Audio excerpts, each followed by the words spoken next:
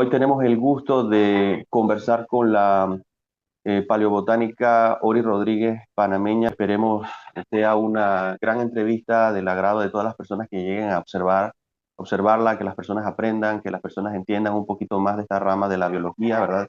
Entonces, eh, profesora, para que se presente, pues, y nos dé un poquito, pues, de todo ese currículum seguramente extenso que tiene usted. Bueno, muy buenos días a todos los que siguen la página de Yo Amo Chiriquí. Muchísimo gusto de estar aquí. De verdad que gracias por la invitación, Sam. Bueno, yo soy actualmente profesora de la Universidad de Panamá, adscrita al Departamento de Botánica en campus y también al Instituto de Ciencias Ambientales y Biodiversidad, al mismo que también soy investigadora asociada del Smithsonian y soy SNI también, el Sistema Nacional de Investigación. Bueno, yo me gradué de escuelas públicas y también me gradué de la licenciatura en biología en la Universidad de Panamá con la orientación en botánica. Luego empecé a realizar esta proyección hacia los estudios paleontológicos con mi maestría que realicé en la UNAM, donde estudié algunas plantas fósiles de México. Posteriormente gané una beca de Senacid y entonces, gracias a eso, pude hacer los estudios de doctorado en el Reino Unido, en Royal Holloway University of London, y bueno, más o menos ese es mi currículum resumido y actualmente me dedico a estudiar las plantas fósiles de Panamá. Doctora, entonces, ¿cómo se realiza ese proceso de fosilización de plantas? Nosotros acá en Panamá, pues decimos que el surgimiento del Istmo de Panamá fue alrededor de hace unos 3 millones de años, ¿no? Ujú. Entonces, para que nos hable un poquito, pues, de eso, del proceso de fosilización y su relación, pues, con el surgimiento de lo que es el Istmo de Panamá.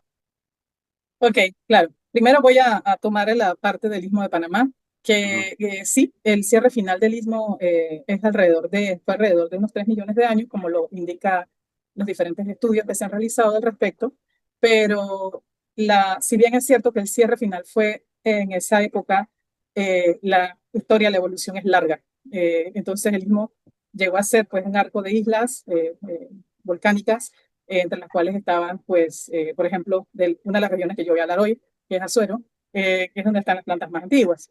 Pero ¿cómo se llega a fosilizar? Bueno, hay diferentes, primero hay que saber que hay diferentes procesos de fosilización por los que puede pasar un organismo para llegar a preservarse. Pero digamos que la mayoría de los troncos fósiles, que son los que yo me encuentro en Panamá, pasan por un proceso que se llama permineralización, que básicamente para el que necesitas principalmente que no haya oxígeno, porque el oxígeno, si sabemos pues que el oxígeno es el que actúa o uno de los elementos importantes para que se dé la degradación de restos orgánicos. Y para entonces que se ralentice esto, necesitamos que no haya oxígeno. Por lo tanto, posiblemente los troncos fueron enterrados bajo sedimentos. Estos sedimentos tenían que estar también en contacto con agua rica en minerales, posiblemente de procesos volcánicos. Y esto, eh, a lo largo del tiempo, que puede tomar de cientos a millones de años, llega a fosilizar el organismo. Lo que pasa es que los minerales empiezan a introducirse, a infiltrarse en las células de la planta y esto hace que se petrifique. Estoy hablando específicamente del proceso de petrificación, porque hay varios otros procesos de fosilización. ¿En qué regiones de Panamá se han realizado pues, los principales hallazgos de estas plantas fósiles? Acá en Chiriquí, o se han hecho algunas investigaciones referentes a esto. Sí, bueno, básicamente en toda la República hay restos fósiles. Cada vez que me asomo más, cada vez que difundo un poco más sobre estos estudios de fósiles vegetales, la gente me manda fotos o se da cuenta que hay muchas muestras en diferentes áreas. Pero digamos que la más intensamente estudiada posiblemente ha sido la zona del Canal de Panamá, debido a que, bueno, los proyectos de tanto de construcción del canal como de ampliación del canal abrieron paso como una ventana para la paleontología, debido a que ahí se dio una apertura, ¿verdad?, de estas rocas, de estas secuencias donde había fósiles, donde se colectaron más de 8.000 fósiles en el proyecto de ampliación del canal. Y por esto es una de las más estudiadas. Pero, por ejemplo, nosotros en la parte paleobotánica, aparte de los estudios del canal, que fueron los primeros que yo realicé con mi doctorado, hemos estado estudiando bastante la península de Azuero, principalmente por dos aspectos. Uno, por la abundancia de estas maderas en Azuero, la preservación, y porque hay regiones de Azuero donde están las plantas más antiguas, que es lo que me estoy dedicando actualmente a estudiar en un proyecto avalado por la CENACYT. Eh, pero en Chiriquí, hablando específicamente de Chiriquí, la verdad yo sí he querido clonarme para ir a estudiar las plantas a Chiriquí, porque, o sea, necesito, esto es algo de lo que también vamos a hablar en la entrevista, porque yo soy la primera profesional panameña que se dedica a ese tipo de estudios.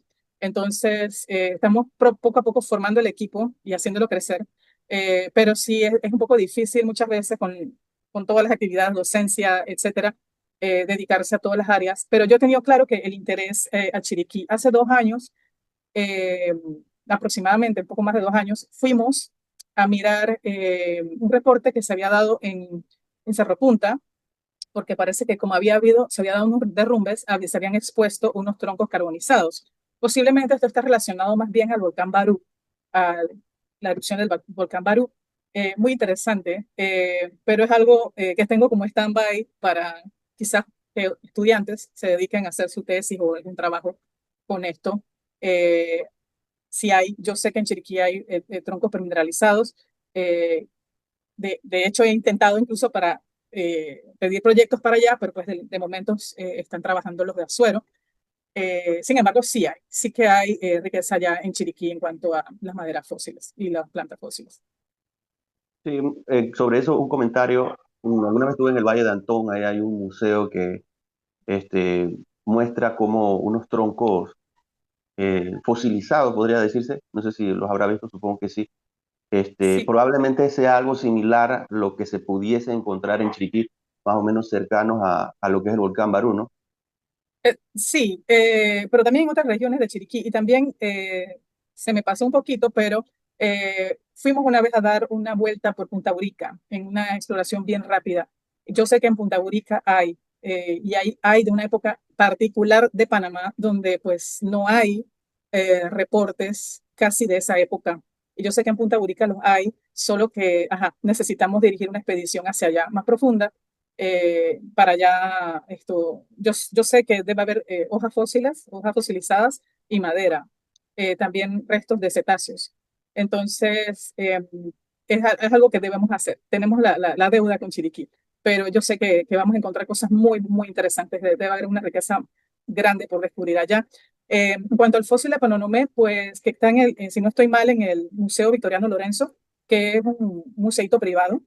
Esto, bueno, ese tronco viene de Veraguas, de la región de Boquerones de Veraguas, y es un tronco importante porque es del género del espavé, es del género de plantas donde está el espavé y el marañón, y es uno de los pocos registros fósiles de ese género de plantas. Y hemos descubierto en Panamá, ese tronco de hecho corresponde con ese género, Anacardium. Sí, profesora, es extraño que en Panamá haya gente estudiando lo que es la paleobotánica. De hecho, usted mismo acaba de decir pues que es la primera en estudiar. ¿Habrá alguna otra profesional o profesionales que estarán rumbo a estudiar o cómo lo ve usted? Ok, bueno, sí, hay que remarcar sobre que tradicionalmente los fósiles de Panamá han sido estudiados por gente de todos lados, menos de Panamá, gente de afuera. Bueno, más en particular personas de Estados Unidos, que han venido ya sea por los proyectos del canal y demás. Eh, pero actualmente yo estoy tratando de formar un equipo. Ahora mismo tengo dos estudiantes. Una se llama Yeritza Cabrera, que está estudiando, bueno, ella quiere estudiar la licenciatura con la orientación en la botánica. Actualmente está allí en la Escuela de Biología en campus. Ella quisiera estudiar frutos fósiles, los que estamos colectando en Tonosí. Y también estoy colaborando en conjunto, en mi proyecto está participando Miguel Martínez, que de hecho es de la provincia de Herrera y que nos había acompañado, siempre ha tenido el interés por los fósiles y nos había acompañado en varias expediciones. Actualmente le interesan tiburones, entonces posiblemente no estudie plantas, pero sí está involucrado en este proyecto de plantas y su familia tiene una colección grande de maderas fósiles a nivel pues privado, más que nada que rescatan, porque está la abundancia que ellos tenían estos troncos y los mantienen y los preservan. Eh, Así es que estamos, la verdad es que actualmente a nivel profesional o que haya tenido la preparación y el entrenamiento, solo, soy la única en plantas fósiles. Tengo un colega paleontólogo que es Carlos de Gracia, que él sí se dedica a los vertebrados, pero somos los únicos prácticamente panameños. Ujú. Doctora, ¿y en qué lugares más o menos se podrían encontrar estos troncos fósiles? O sea, Generalmente, de hecho, son lugares planos, suelen ser lugares planos, desde los cuales se han transportado los fósiles, que pueden venir muy bien de lugares más altos, pero que acaban siendo depositados, transportados y siendo depositados en estas planicies, ¿verdad? Donde hay mucho material también sedimentario. Muchas veces lo encontramos en los ríos, porque los ríos transportan también muchos materiales. Eh, Nosotros ahora estamos encontrando mucho en playas, también en la costa.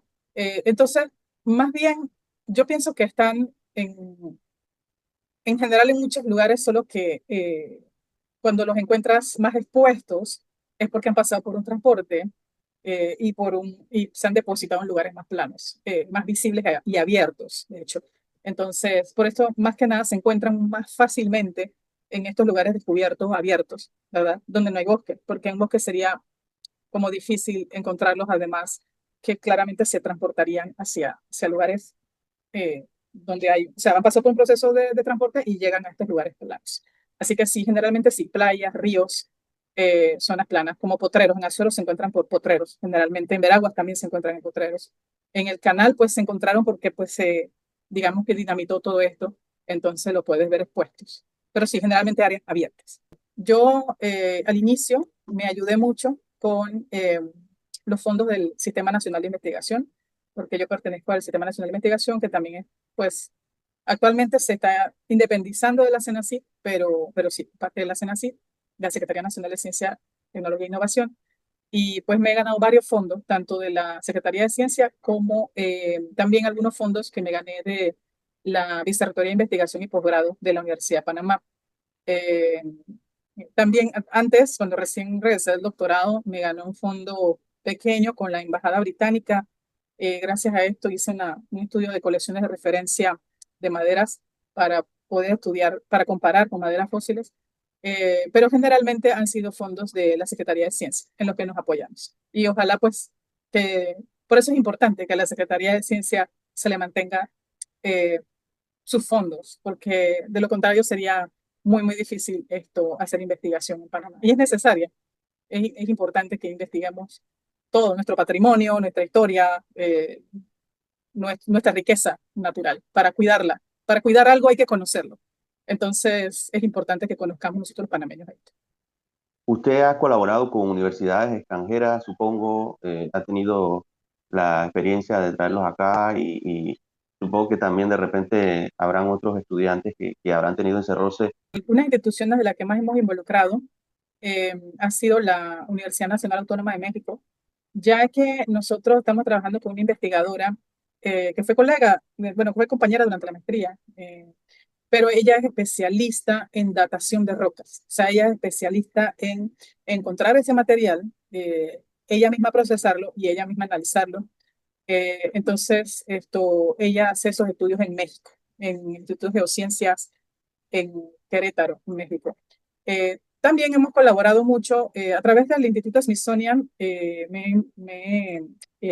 Bueno, me he involucrado con varios investigadores que son de Colombia, de la Universidad Nacional de Colombia, también de la Universidad de Caldas, porque también me colaboran con la parte de análisis, porque casi nada, no hay, como no tenemos la infraestructura o no tenemos pues los profesionales en Panamá, casi no hay la forma de hacer muchos análisis, entonces hay que enviarlos afuera para realizarlos.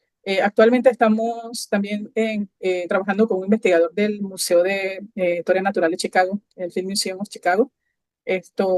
Con Kew Gardens también hemos trabajado algunas cosas en la parte de colecciones de referencia de plantas modernas, no de fósiles, pero que sirven de referencia para estudiar los fósiles. Eh, pero sí, principalmente han sido estas las instituciones de corte internacional que hemos involucrado. Y sí, estoy muy de acuerdo. Sería importante hacer más sinergia. Yo estoy de acuerdo con eso. Pues nosotros seguimos impulsando la universidad esto de hacer más colaboración con las instituciones nacionales, porque necesitamos hacer una red también más, unirnos, porque para esto es importante que, exacto, involucremos a los biólogos de todo el país, no nada más pues de la capital, de la ciudad de Panamá. Con la UNACHI, pues yo he ido a presentar algunas charlas sobre mi trabajo, eh, pero sí sería bueno hacer esta sinergia. Yo creo que sí es verdad que tenemos que trabajar más en conjunto entre instituciones nacionales para poder lograr eh, unos proyectos más abarcadores y que podamos entonces colaborar más ampliamente en todos estos estudios. Doctora, ahora por ahí leí que usted viene de la escuela pública, de las escuelas oficiales del país, ¿no? En los últimos meses se ha venido hablando del nivel de las escuelas públicas, se ha un poquito insultado pues el trabajo del educador panameño, bueno, que, que el nivel es muy malo.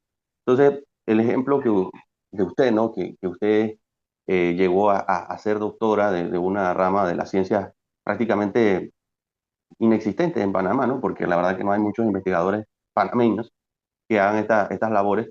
No sé qué mensaje le daría pues a las personas que llegan a ver esta entrevista, pues que de verdad que valoren lo que es la educación panameña oficial. Sí, definitivamente. Yo toda mi educación la hice, casi a excepción del doctorado, que pues fue una beca, casualmente una oportunidad que se me dio. Bueno, que me gané, también hay que decirlo. Pero yo toda mi educación la realicé en universidades, en colegios, en escuelas. De hecho, en la escuela primaria donde yo vengo, yo soy de un campo en Veraguas, una comunidad pequeña en Veraguas, y la escuela donde vengo, el maestro que me daba clases era sordo, y él, era una escuela multigrado. Él le daba clases a 3 salones, y pues fue un maestro excepcional, ¿no? Porque nos enseñó bien a leer, bien las matemáticas, bien la ciencia. Entonces, fuimos con la preparación suficiente para las escuelas secundarias ya en Santiago, donde pues las escuelas secundarias, pues había niños que habían sido educados en escuelas pues donde solo, o sea, tenían un maestro por salón, ¿no? Entonces, sí, estas cosas es importante valorarlas porque yo sé que hay una generalización sobre los docentes, ¿verdad? Con la situación actual del país, pero pues sí hay mucho valor en la educación oficial. Yo creo que lo que debemos promover más bien es eh, que se haga unas mejoras en los programas de estudio, porque sí es cierto que puede ser que por diferentes razones, incluyendo la pandemia, etcétera, se hayan visto afectados los estudiantes. Entonces, sí es cierto que hay que hacer más bien mejoras en ese aspecto, pero también no hay que satanizarlos y de verdad hay que valorar, porque sí, yo soy un ejemplo de que si tú te gradúas en escuelas oficiales, puedes perfectamente salir adelante. Yo aprendí inglés por mi cuenta, o porque tomé un curso yo, porque me interesé en aprender inglés, porque me di cuenta que para mi carrera era sumamente importante ser bilingüe. Entonces lo hice con mi esfuerzo, y pero yo aprendí inglés pues de escuelas oficiales, ¿no? Eh, Esto no me impidió estudiar en Inglaterra, eso no impidió que yo pudiera hacer un doctorado en inglés completamente. Entonces yo creo que es una cuestión de una mezcla de tú como persona pues tener esa motivación y hacerlo a pesar de que se crea que hay demasiados obstáculos para ti, o sea, tú lo puedes hacer. Y sí, como bien lo dicen, yo soy un claro ejemplo que la educación pública funciona, la educación estatal funciona y se puede. Y conozco muchos ejemplos de esto.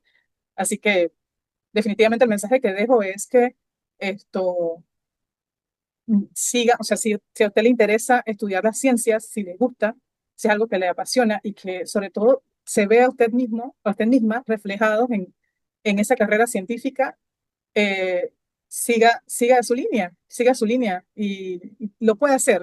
Porque si yo, estando en un mundo donde no había ni un paleontólogo ni un paleobotánico, logré ser una paleobotánica, yo creo que todos podemos realmente realizar estas carreras que nos interesan y que nos gustan. Entonces, adelante. Yo diría que es una cuestión de motivación, entusiasmo, de aprovechar todas las oportunidades posibles, que no son muchas, ¿verdad?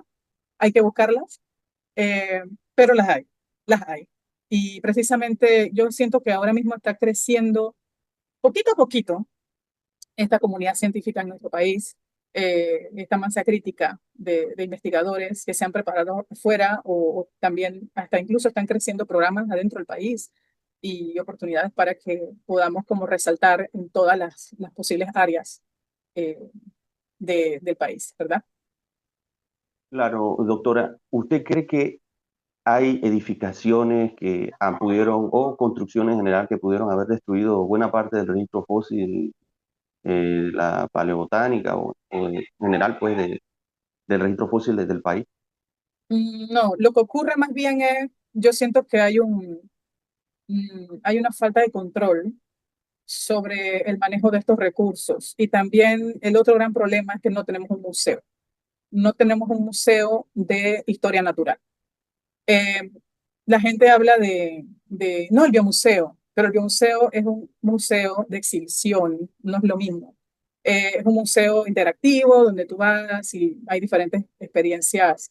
Esto, bien bonito el museo, pero no es un museo que se mantiene con colecciones que resguarde pues, el patrimonio paleontológico, o también incluso el Renato Torres de Araúz, que sigue en trabajos desde pues, hace muchos años con la parte antropológica y arqueológica.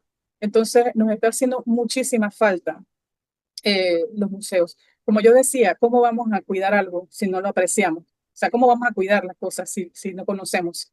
Tenemos que tener esa apropiación, ¿verdad? De nuestros recursos y nuestra riqueza. Y los panameños las tenemos. Y muchas veces, yo creo que hemos aprendido a maravillarnos por las cosas de afuera, ¿no? Siempre. Ay, mira lo que hay en Argentina, mira lo que hay en Estados Unidos, en Colombia. Y nosotros tenemos muchas cosas todavía que apreciar, que cuidar, que trabajar, que estudiar.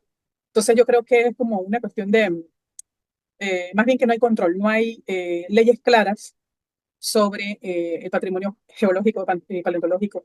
De hecho, digamos, para realizar estudios en Panamá, voy pasando esta información de una vez, para realizar estudios en Panamá, para que sea todo hecho de una manera profesional, necesitas un permiso de colectas del Ministerio de Comercio e Industrias.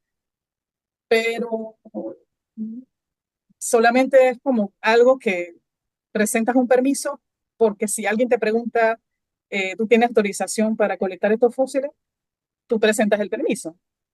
Pero hay mucha gente que vende maderas fósiles, que las toma de los sitios, las vende, y de hecho, por ejemplo, afuera de los bancos, afuera de los hoteles, afuera de las casas de la gente, hay maderas fósiles que vienen de allá, de Chiriquí, de Azuero, de Veraguas, Wow, y posiblemente esto viene de que las personas, o sea, yo he sabido de varias personas que las venden a gran escala. O sea, yo una vez tuve un caso, eh, voy a decir en la provincia de Veraguas, no quiero decir el nombre, pero estuvimos en Veraguas una vez preguntando porque veíamos afuera de Míconos, de hoteles como Míconos, por ejemplo, de Vistalago, de varios sitios, hay unos troncos fósiles súper bonitos, bien preservados y grandes.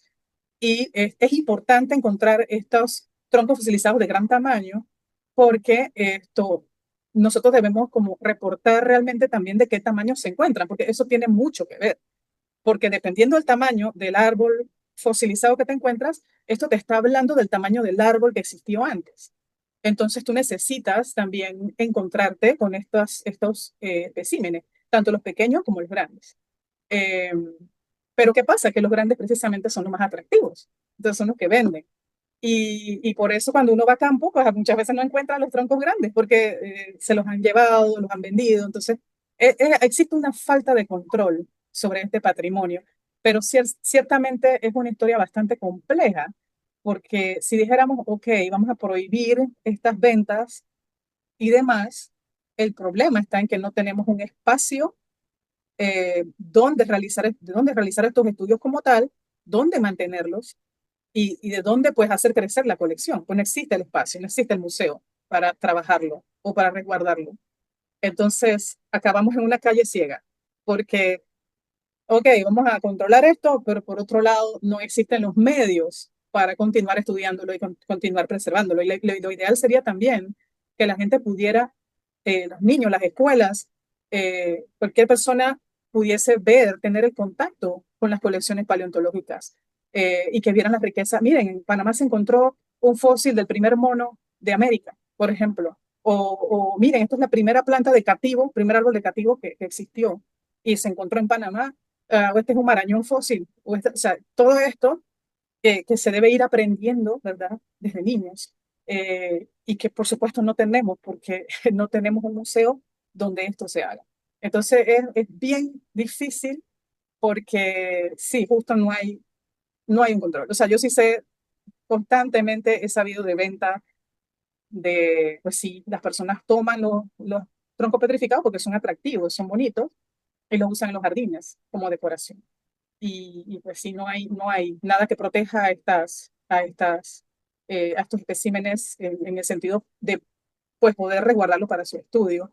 Y sí es información que se pierde, porque eh, por ejemplo, yo veo los troncos acá fuera de los bancos, pero yo no sé de dónde vienen.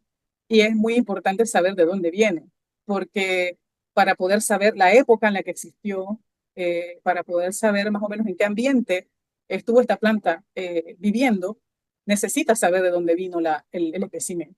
Necesita saber Claro. de dónde lo encontraste. Entonces, todo se pierde, porque esto se vende pues, sin control y entonces ya es un espécimen que no puedo estudiar.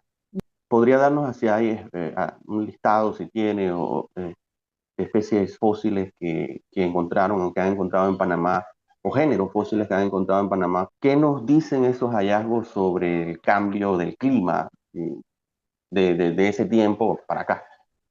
Ok, bueno, ciertamente actualmente estamos en todo el tema del cambio climático, ¿verdad? ¿Qué nos depara el futuro? ¿Qué nos espera al respecto, ¿verdad?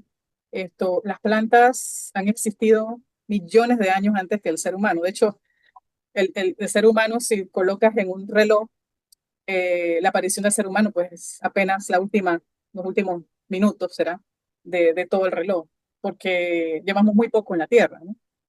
Entonces, las plantas han sobrevivido, han cambiado a estos ciclos de la Tierra, ¿verdad? Los ciclos que ha pasado la Tierra a nivel climático, ¿verdad? Y pues entender cuáles plantas existían, eh, qué características tenían estas plantas, ¿verdad? Nos ayuda a saber a qué condiciones sobrevivieron estas plantas y cómo lo hicieron. Y esto es importante integrarnos en los modelos estos de predicción a futuro sobre qué va a pasar con los bosques, ¿verdad? A futuro, con el cambio climático. O sea, tú puedes hacer buenos modelos utilizando solo las plantas de hoy, pero para hacer un modelo mucho mejor soportado necesitas fósiles. Necesitas integrar todos estos datos que tenemos del registro fósil, ¿verdad? Esa es la forma. Entonces, ¿qué cosas tenemos? Que prácticamente sí, en efecto, casi todo es bastante nuevo. Son, digamos, que especies fósiles nuevas, incluso géneros nuevos dentro el reino vegetal, ¿verdad? Pero, por ejemplo, nosotros encontramos en el canal la madera fósil más antigua de un cativo reportada en la literatura. Eso se encontró en el canal de Panamá. También en Panamá se han encontrado entre los fósiles más antiguos de uvas, relacionados a la familia de las uvas.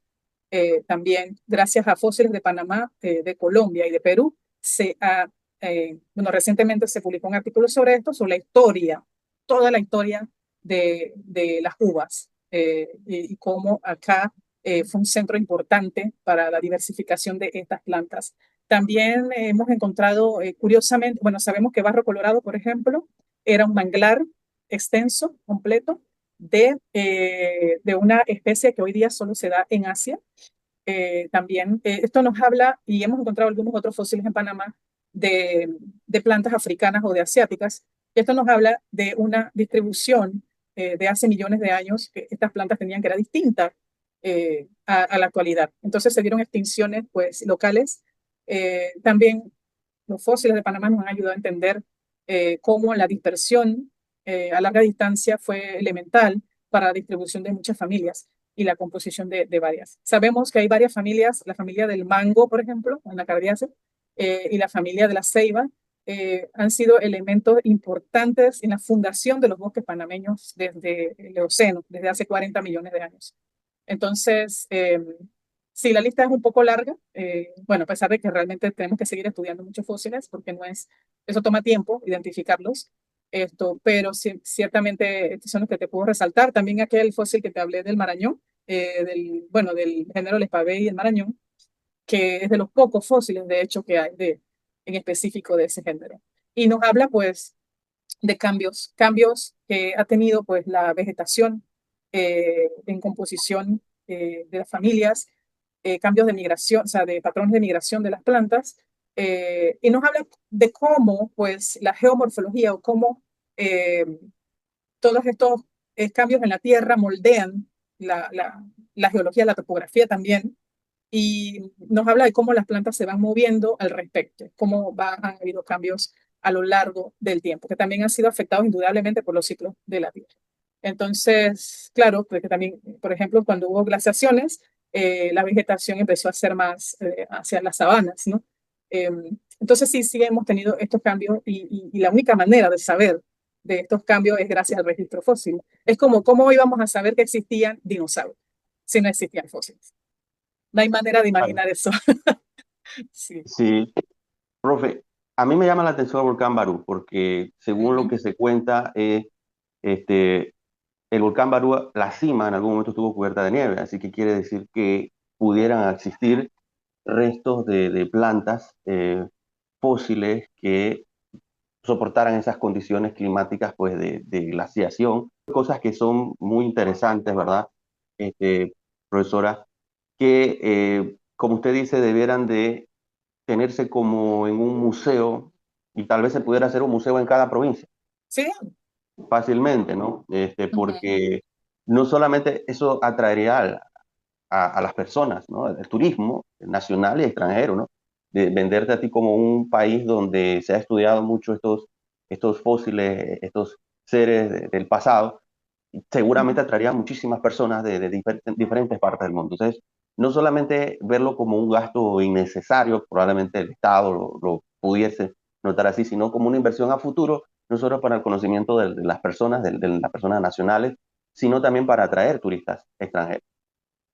Sí, definitivamente. Eso sería ideal.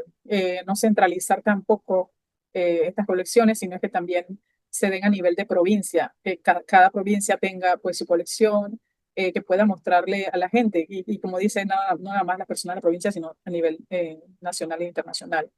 Esto definitivamente, sí, el volcán Barú sería muy interesante explorarlo más. De lo poco que yo miré de estas plantas que colectamos allá, porque solo eran dos troncos carbonizados, esto parece ser de una familia de plantas que de hecho crece solamente a lugares muy altos, en lugares muy altos.